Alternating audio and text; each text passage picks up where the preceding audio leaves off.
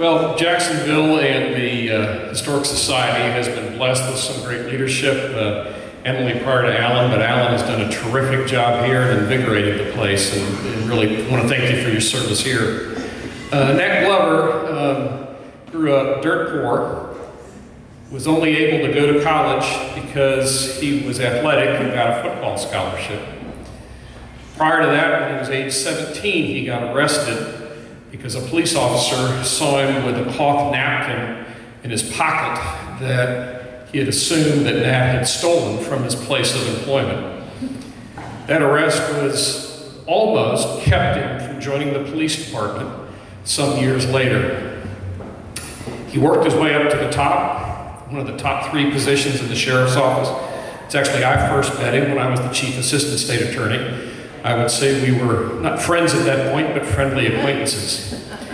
In 1995, the Republican Party was just starting to emerge in Jacksonville. Essentially was a dead and a non-entity in terms of electing officials. There had not been a Republican mayor since the 1880s. There had not been a Republican sheriff since the 1870s. So both parties were starting to grow, and a candidate, the undersheriff, who decided to run for sheriff in 1995, he had the blessing and the endorsement of the Democratic Party. Concurrently, one of the 2 directors, and that was the other one, was a Republican and decided to run, and he had actually been campaigning kind of quietly for some years. The Republican Party endorsed that particular candidate. All the money was then behind him, all the money was behind the Democratic endorsed candidate. The party literally endorsed each of those 2. Each party endorsed each of those 2. And a black man named Nat Glover decided to run. Now, Jacksonville's elections are a little different than the national model in that all of the candidates run together for the major offices, what's known as a jungle primary. And then the top 2 candidates go to a runoff for one to exceed 50% of the total vote. Typically what has happened in the years since is a Republican emerges and a Democrat emerges, and then they face off each other in what in effect is a runoff for the final general election. So Nat decided to get in there and ran as a Democrat. So the expectations were that he would split the Democratic vote and that very likely the Republican candidate may win. The year before, Newt Gingrich had led the Republican Revolution that took over the House of Representatives, and Jacksonville was starting to turn Republican. In a brutal campaign where both of those major party candidates just killed each other, Nat Glover had very little name recognition and a fraction of the money of those 2 party candidates. He won that election without a runoff.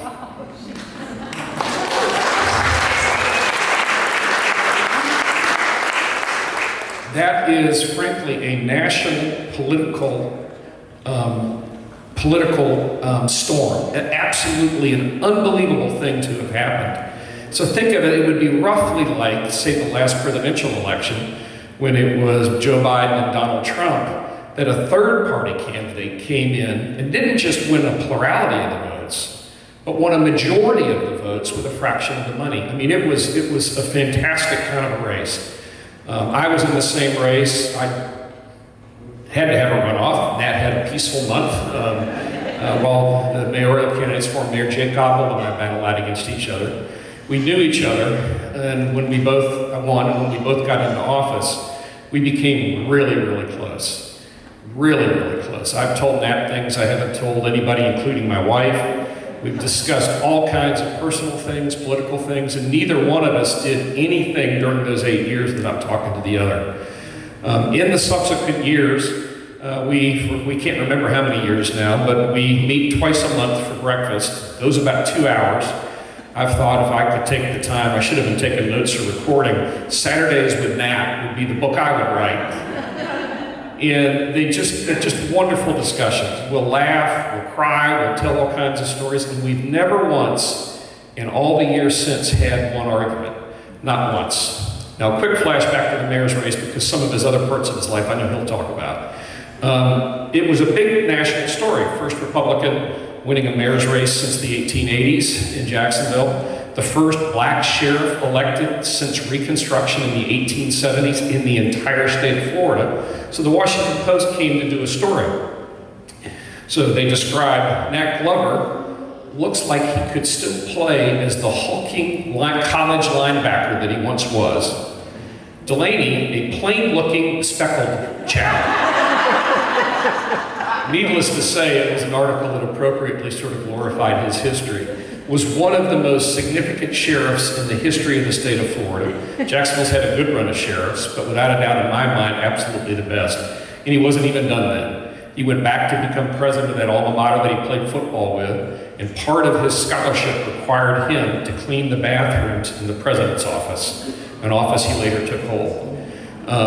Nat Glover has shown me down through the years what it's like to be a faithful man of God. He's showed me how to live a life as a man of God, but to live a public life. And I'll really close with this. When he got elected, the pressure that he had on him was unlike anybody else. He could not fail. He couldn't be caught in the wrong place at the wrong time. He couldn't be caught with any kind of scandal in that office. And I saw him carry that burden that he had to always do the right thing. That part of it was second nature to him. But knowing that there was a lot of eyes on him, and there was a lot of people in that police department that didn't want to see him in that job, and were going to look to see if he made a mistake. With that, I'd like to introduce my dear, dear, dear best friend, Nat Glover.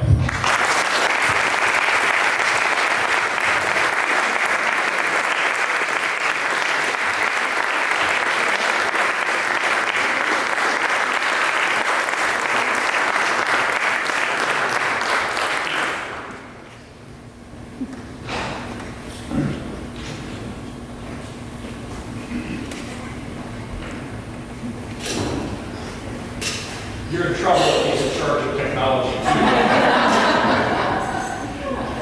Thank you, John. I certainly appreciate that introduction. The only complaint I have, and I'm not the kind of guy that complains, is that you stole half of my speech. Few things I want to brag about, you know. Well, I can tell you, John is right. We have breakfast on Saturday morning, and my goodness, people come by and treat us like we're still sheriff and mayor.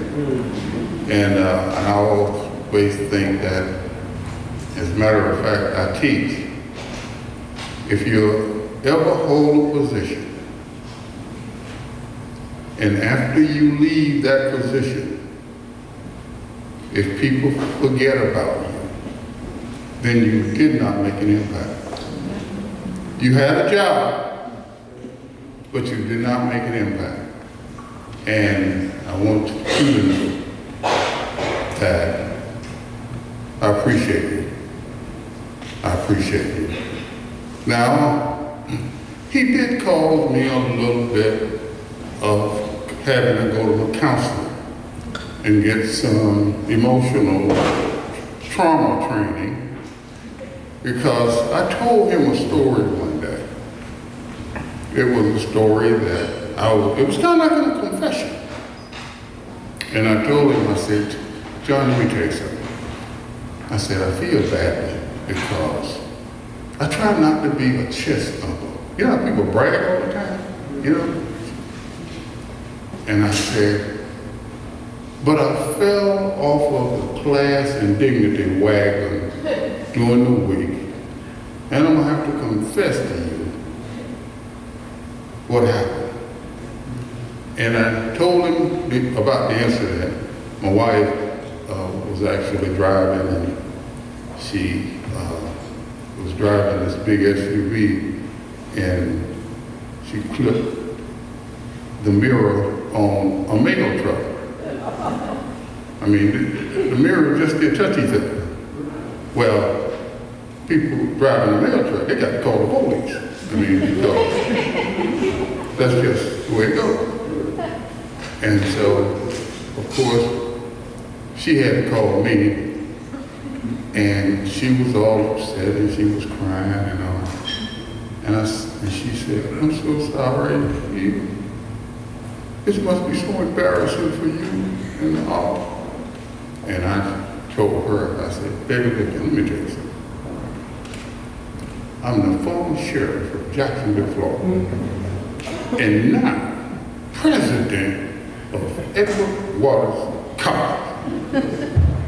And being a former sheriff and a current president, I don't know of anything that you can get into that I can't get you out of, except the cemetery. And so I thought that was a little chest thumping. That would go in the category of bragging a little, right? So I confessed to my friend, and so serious about it. After I finished confessing, he tells me, Glover, I don't ever remember you being on the class and dignity wagon. I said, yeah, I remember the you. Yeah, I thought that was a low shot. Don't you all? Don't you all think that was a low shot? All right, thank you. But that's the tone of our conversations, and I thought I'd share that with you. But I appreciate that, and I appreciate you, John. And to be honest with you, John and I, when we were sheriff and mayor, we worked so well together that the newspaper reported that the city was like Camelot. And we still hear that repeated today.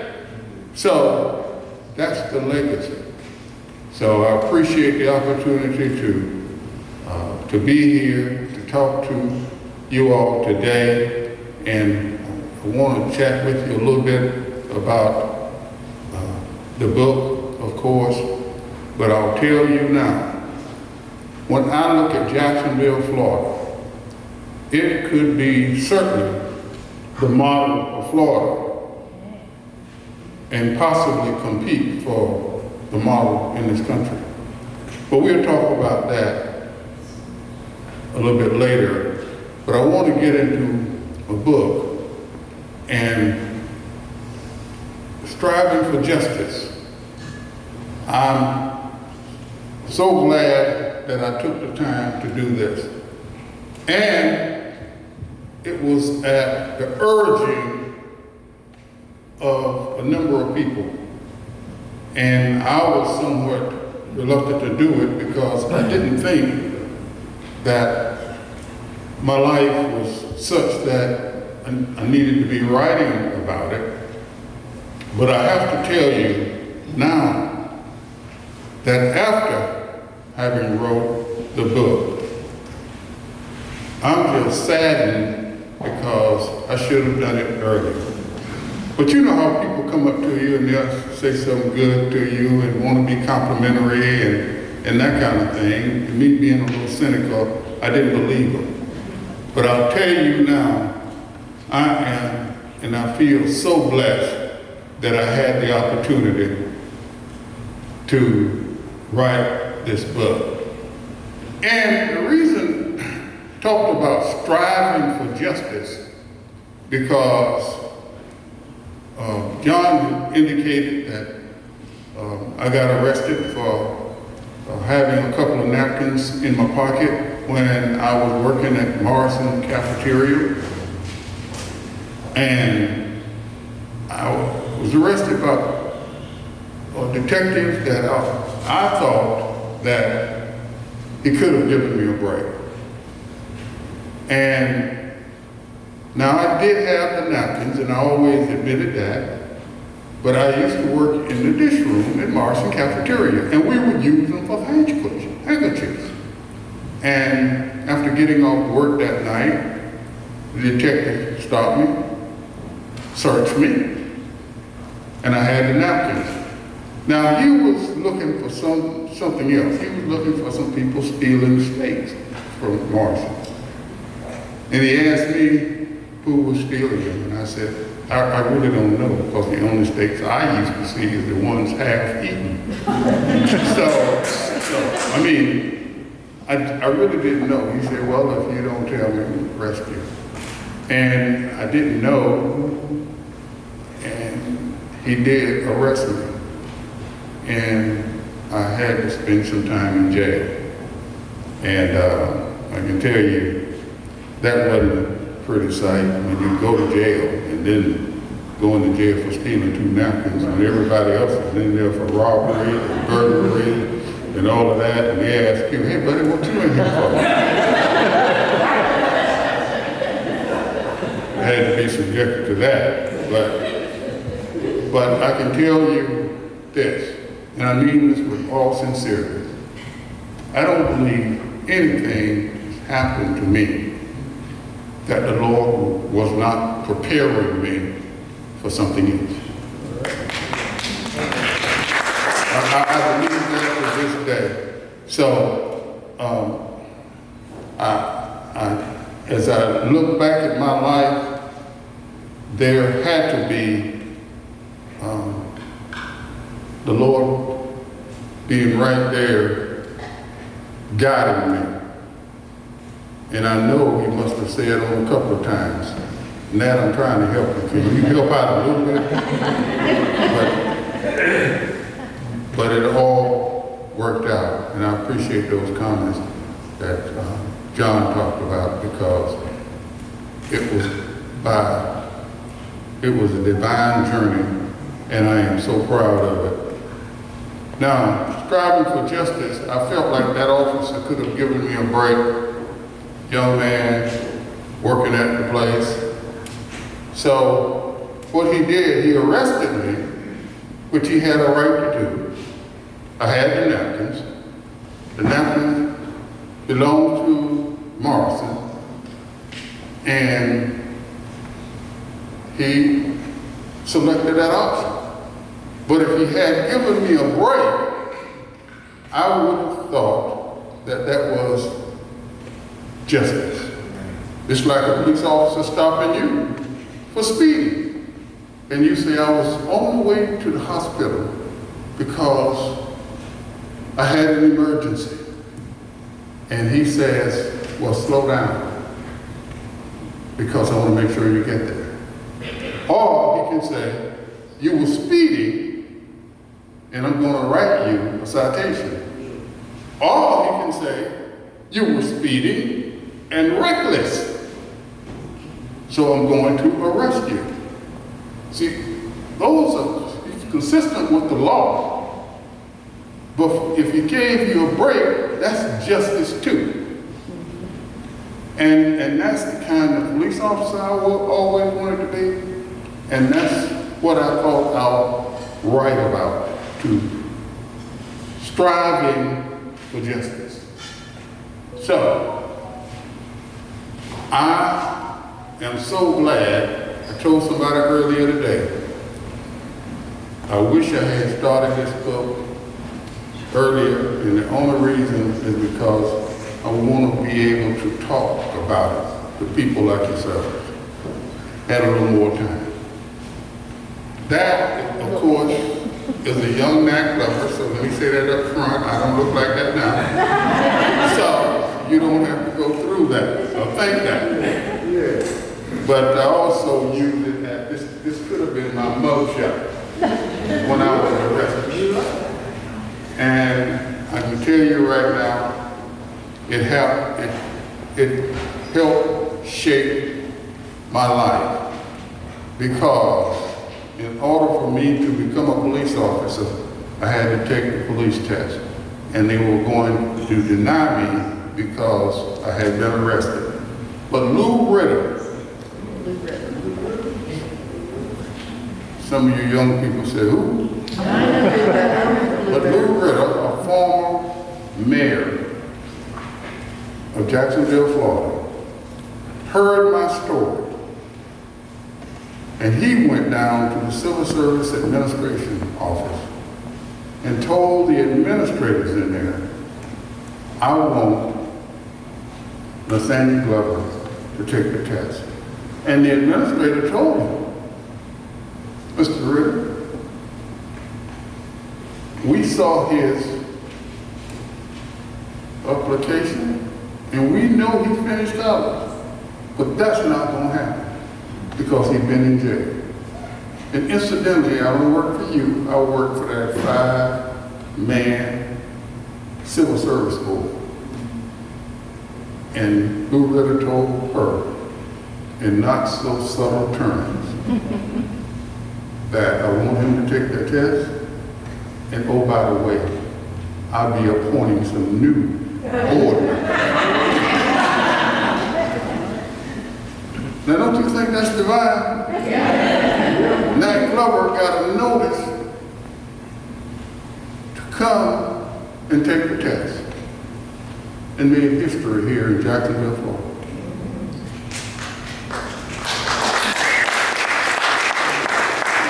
Another instance where the Lord put somebody in my bag to make certain I was able to fulfill what he had for me. I believe that to this day. I grew up in the shotgun house. This is where I came from. This is where my roots are. And when I started to write on this, I wanted to make certain that somebody read this book. Hopefully some young people that will read this book and say, I can do that. If he did it, and he came from there, I can do it. All you need is a little faith and courage, and step out. And I'm convinced the Lord will put people in your path, and they will come from directions that you didn't even know existed to help you achieve the goal. And I believe that. And I wanted some young people to hear my story. And just for the record, I need to tell you that the Duval County school system has endorsed this book, and it goes into the Duval County school system book depository available.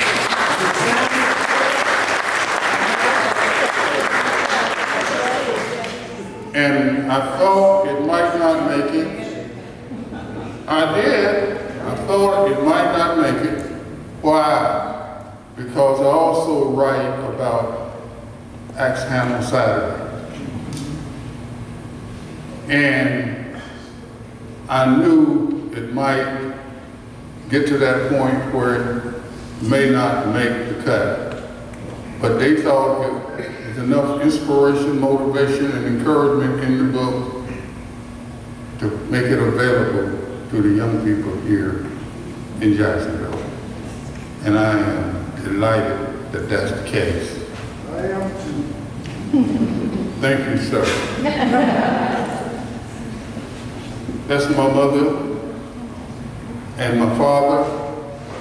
I usually refer to those two as part of my Savior, because I can tell you right now, my mother was the dictator. Whatever she said, it goes. Wasn't no appeal, wasn't no, let me run that by you again, Mom, or anything. And my father was one who tried to mitigate some of her actions and comments. So, excuse the expression, I kind of use it, that good cop, bad cop deal. You know, but they were both good couples but together. they are the reason for me standing here today. And I can tell you right now, Axe Handle Saturday, what was supposed to kill me only made me stronger. I left work on Axe Handle Saturday. You've heard the story, so I won't go through the details, but I got caught downtown. And to this day, feel so blessed, because those people with those axe handles and those baseball bats surrounded me and started to hit me and hit me, and I thought that they might kill me. I ran up to a police officer, and the police officer told me, "You better get out of here before they kill you." And I ran, and I ran. And a whole lot of people, every time I tell that story, people talk about how racist that police officer was. And he might have been, no, he probably was. But to this day, I believe when they were hitting me, the only reason that they didn't kill me that Saturday was because he was standing there watching. And I feel that they didn't want to exactly kill me right in front of them, but they did punish me pretty good. And I ran home. And I ran home. And I cried the rest of the day. And here's the reason I cried. It was not because of the pain. I cried because I had ran. See, in my neighborhood, you didn't run away from a fight. If you ran away from a fight in my neighborhood, they call you a coward. And if you had to live with having been called a coward, that was punishment for the rest of your life. And I didn't want anybody to know I had ran. But you know what? It laid on my heart that, and I said it to myself, and I said it out loud, that I will never run away from another fight. Even if it costs me my life, I will never run away. Never. And I haven't had to. And it helped me have a distinguished career as a police officer. And eventually get me in the Florida Law Enforcement Officers Hall of Fame. Amen. And that's because I did some heroic things, risking my life. I could have died 3 times. I'm talking about legitimate times. But the fact that I never wanted to have to look back and say, I should have done this, but I didn't do it because I was afraid, encouraged me to take the risk. And it was because of Lord taking that very bad situation where I could have been lynched.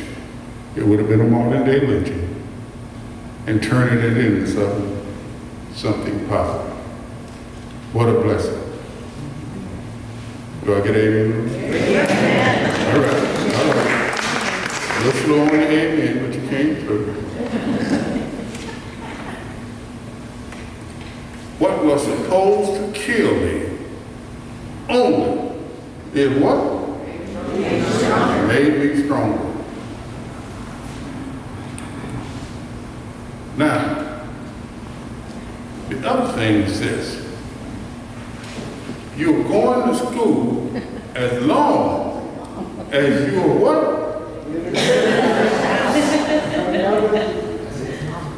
It's a mom. Yeah, you're right. You do what too. I mean, that's exactly where it came from. Because I lived in a neighborhood, you saw where the house was, and I came to Mama. And I said, Mama, look here. The guys that I'm hanging out with, you know, Bobby, Marvin, and Charles, they're doing pretty good. One always had a pocket full of money. One of them had a car. And the other had a girlfriend. I ain't have none of that. so I was going, and they wasn't going to school. So I was going to cut this deal with Mama. Mama. So if I can quit, she said, hold it, son. Let me help you with that. And that was the statement she made. And to this day, I feel like she saved my life. Yes. She saved my life. She kept me out of the cemetery because she said, if you're going to stay in this house, you're going to school. Bobby, Marlon, and Charles, about 8 months, a year later, were arrested for burglary. And the judge gave them 39 months and told them to divide it up amongst them. So they each got 13 months in jail, a year and a month. I would have been with them. Where was I? I was in school. I was in school. And I'm going to tell you, I'll never forget that. Never. Got an opportunity to go to college only because I could play football and got a scholarship. And that's why when you purchase that book that you purchased, the proceeds from that book will go to fund scholarships for kids who will not be able to go to college because of money.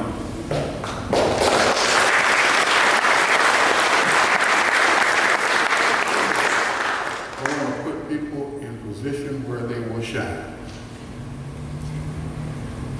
I had the opportunity to go to college, and I want to make a way for others. That's what the Lord has laid on my heart.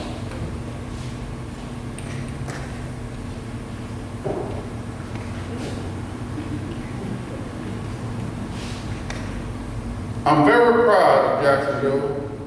Jacksonville elected me a historic sheriff in the state of Florida. And all of our people came together to do that. Democrats, Republicans. And I made a comment, a commitment then that I was not going to do what? And I meant that. I meant that. And I can tell you right now, when I became sheriff, there were some people who wanted me to put certain people in positions. There were people who wanted certain things. You know how when you get in office? Yep. But I had to do this. I had to make some tough decisions.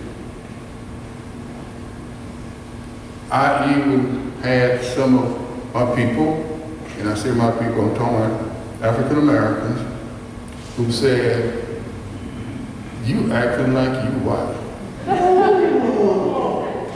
Now, wasn't nobody going to mistake me for white. But they wanted me to put black folk in all of the jobs. And I said, I can't do that. I'm going to put the best people in these jobs that I can find. So I went to the other side of the aisle, people who were in the camp of my opponents, and pulled people out and said, I need your help. And everybody that I had on my upper level staff, sheriff, undersheriff, and the 3 directors, all had master's degrees, except one. And that one had a Bachelor of Science degree in criminal justice. Couldn't fail. Ended up, my 8 years in office, reducing crime in Jacksonville, Florida, 17%.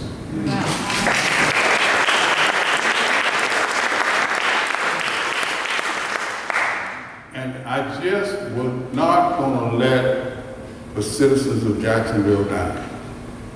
And I made that commitment.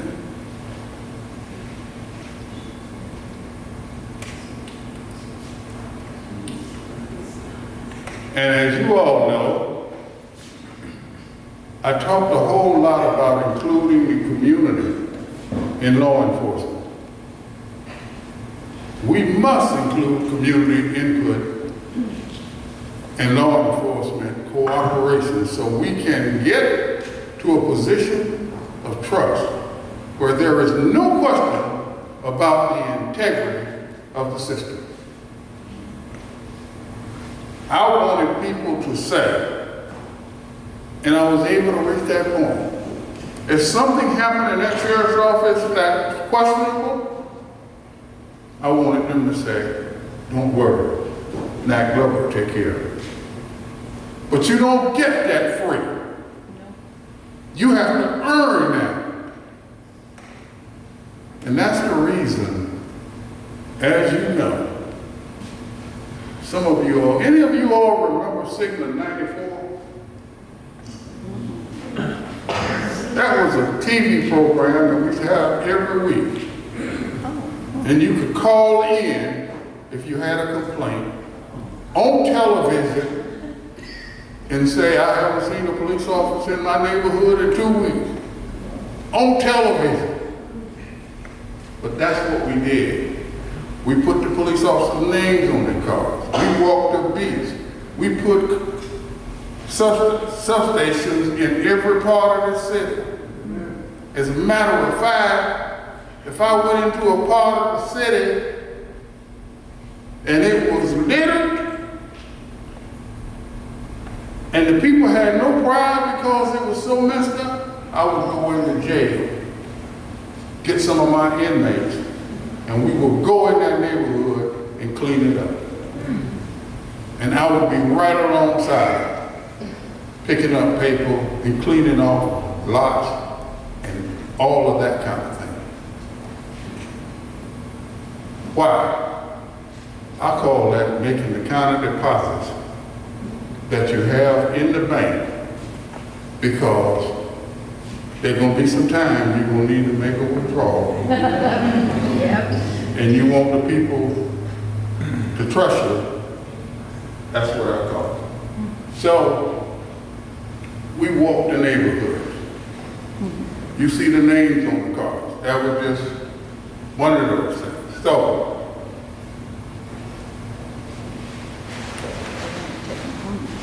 do y'all remember that day?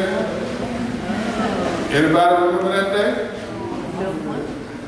We used to walk the neighborhoods so committedly that the President of the United States called me and tell me, Sheriff Glover, I want to come down and walk a neighborhood with you. He came and we walked a neighborhood, went up to the door, knocked on the door. I'm Sheriff Glover, and this is President Clinton.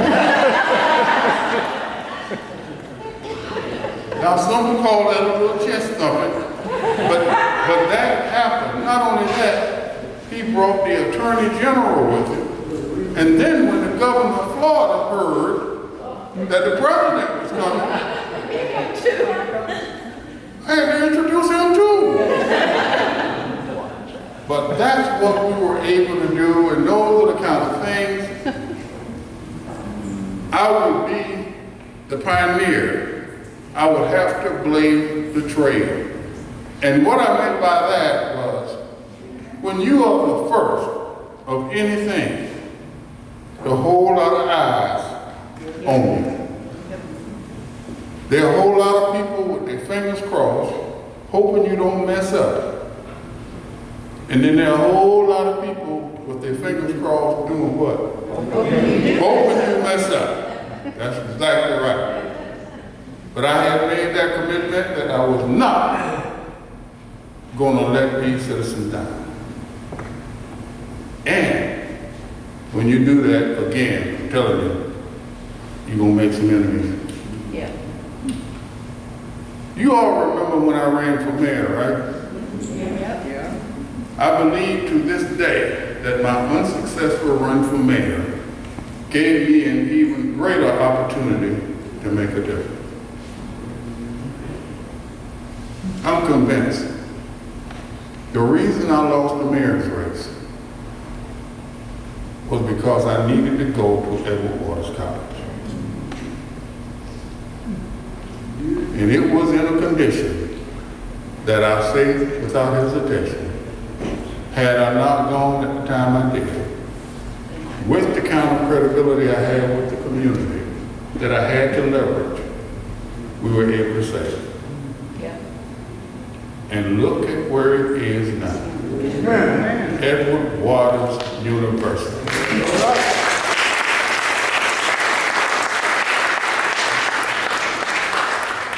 And I remember, the Lord has a way of making you comfortable with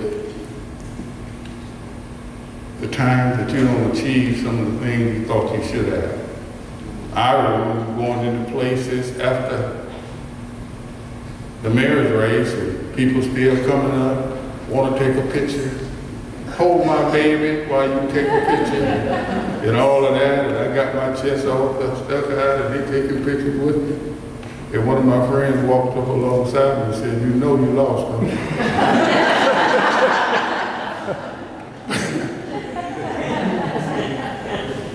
But told him I didn't need a reminder. But the fact of the matter is, I needed to do what I had to do, and the Lord it was all in the plan. So, and you also remember that John Payton then called me the next day after I lost and said, "I want you to co-chair my transition team." I had to tell him, "Now John, when I committed in my concession speech that I wanted to make sure I helped the elected mayor as much as I can," I said, "I was supposed to say that, but you weren't supposed to come and tell me that I want to transition to you." But I did, and I always thought that was one of the most courageous things because some of his, I guess, committed supporters didn't feel like he should do that, and they actually picketed his mayor's office. So, but that's the kind of history that Jacksonville has. Yeah. We've had some courageous leaders who stand up. John Payton is one of them. Yep. Yes. As you know, I realized that Edward Waters College has saved my life, and I think I might have helped it too. So that's where I had to go. And after putting people, and this is the big thing, when I knew the Lord was in it, after putting people in jail for 38 years, I was motivated to take steps to help others put themselves in position where they would what? Where they would shine. And that is the name of the foundation program at Florida State College of Jacksonville, where the proceeds from this book will go.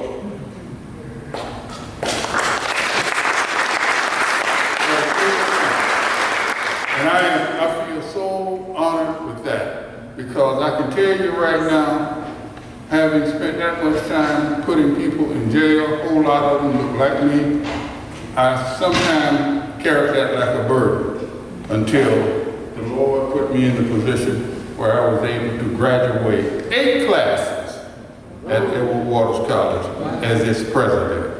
And I can tell you right now, that's a divine journey. Thank you. And for you Rotarians, just want you to know, Paul Harris Fellow, and a great Floridian. Yay. Yes. if I have all the power and authority and I still don't make a difference, then what? Shame on me. Make a difference. Whatever you're doing, make a difference. If it requires you to come in a little earlier, come in. If it requires you to stay a little later, stay a little later. But leave it better than what? Then you found it. Say it again. Then you found it. Yes. And shame on you if you don't. And again, I had already indicated that it says, what? All things. My life work bears out my love for the people of the city of Jacksonville. And that's why when it was apparent that I needed to speak up during this election, did y'all know I spoke up then?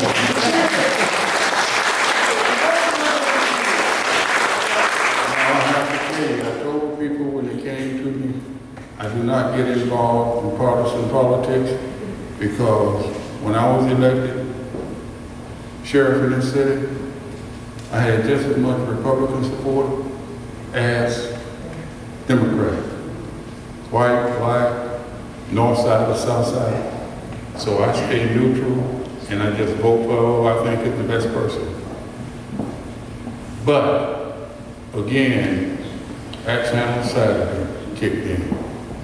And it's action on Saturday I promised myself that I will never do something that the reason I did it was because I was afraid not to do it. And I stepped out. And again, I think that was through divine order. So, and let me tell you something about Jacksonville, Florida. We've come together here. We have. We elected an African-American sheriff, first one in Jacksonville, Florida since 1888, and now we've elected another African-American sheriff. And all of the candidates running for sheriff happen to be African-American. Yeah. And the question never came up here. We're not talking about race. We're talking about who was the best sheriff. When you look at the authorities here in Jacksonville, Florida, African Americans have headed up 4 of the 5 authorities here in Jacksonville. The Port Authority has an African American at the head, the only one in the country of a major port, and he's here in Jacksonville. We had one at the Aviation Authority, you all remember. And we got one at the Transportation Authority, right? African American. And he succeeded another African American. And we had an African American who head Downtown Development Authority, Andre Waters, who now heads up economic development here in Jacksonville, Florida, and 7 other counties surrounding. The only authority here in Jacksonville that's not had an African American is Jacksonville Electric Authority. And now we have a female mayor.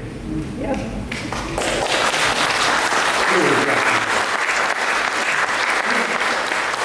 And we don't think about it, but we also have a female, what? State attorney Yeah. here in Jacksonville. We do. Right or wrong? Yes, we do. And we've had 2 female African Americans as superintendent of schools here in Jacksonville. And So, when they came to me, and I didn't mention two of the largest hospitals here in Jacksonville, Shands and Baptist, Metropolitan Downtown, African American here though. So, we in Jacksonville, we are an example of diversity in this state. And we're going to tend to go back. If you all remember, when I ran for mayor, we woke up one Saturday morning and spray painted on my campaign headquarters. You remember what the words were? Anybody remember? Y'all forgot? I was traumatized on that one too. It said, no N-I-G-G-E-R mayor. Spray painted on my mayoral campaign headquarters. And that was the time they also, because Matt Carlucci was a Republican that supported me, they actually wrote on his insurance building, Remember that? N-I-G-G-E-R, lover. Y'all don't remember that? I remember that. Yeah, because I remember getting up that morning and standing there looking at it, and I'm saying to the guy that was standing next to me, I said, who you think they're talking about? He said, they're talking about you.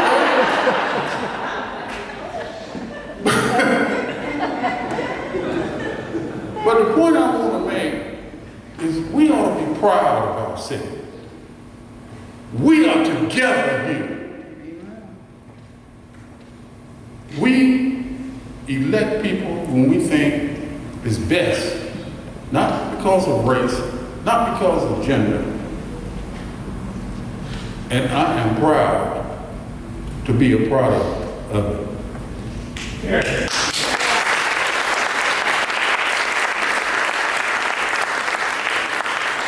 So I just hope the Jacksonville Historic Society document this, because it's worth documenting.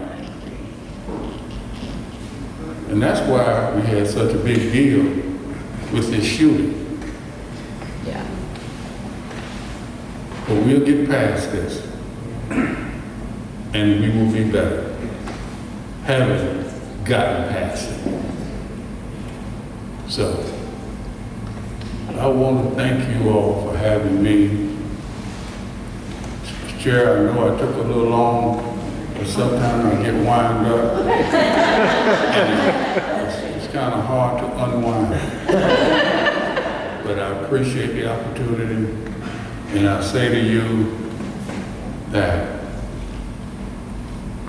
we, as Americans in this country, have always stepped up during a crisis.